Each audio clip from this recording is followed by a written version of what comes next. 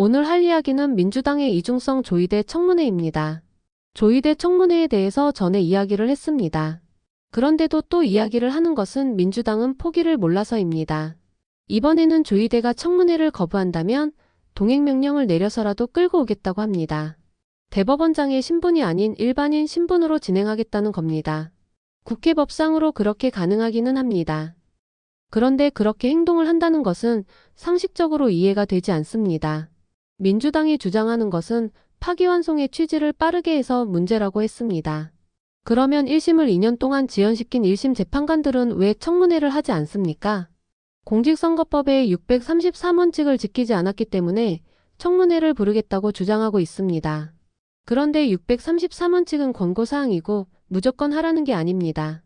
그런데 3개월을 검토 안 한 대법원은 문제가 있고 1심 재판을 2년 동안 받게 만든 1심 재판부는 문제가 없다. 이게 무슨 개소리인지 여러분은 알겠습니까? 그리고 조의대 청문회 자체가 성사되지 않더라도 민주당이 달성하는 것이 있습니다. 바로 재판부에게 경고 메시지를 보내는 겁니다.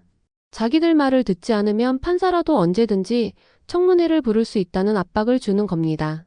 그러면 민주당의 주장을 2개에서 확실하게 정해주시기 바랍니다.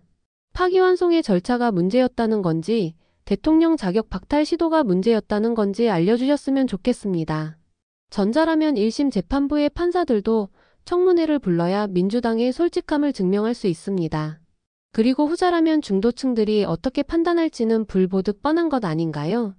그러니까 계속 절차상 문제였다, 대선 개입을 했다 이런 병엑스 같은 소리를 할 수밖에 없습니다.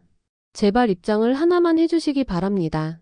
둘 다 문제인지 절차가 문제인지 제발 알려주셨으면 좋겠습니다.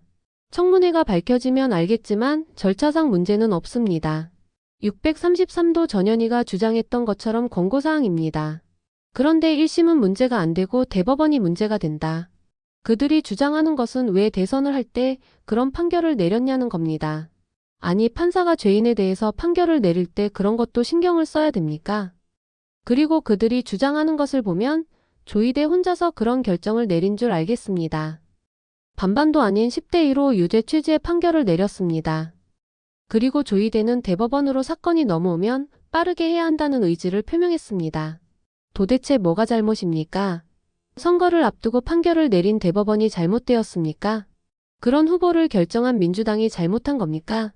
둘 다 잘못이 아니고 자기들 입장에서 최선을 다한 겁니다. 그런데 그걸 대법원만 잘못했다고 하는 모습이 이게 맞냐고 묻고 있는 겁니다. 제발 그런 이중성을 보여주지 않았으면 좋겠습니다.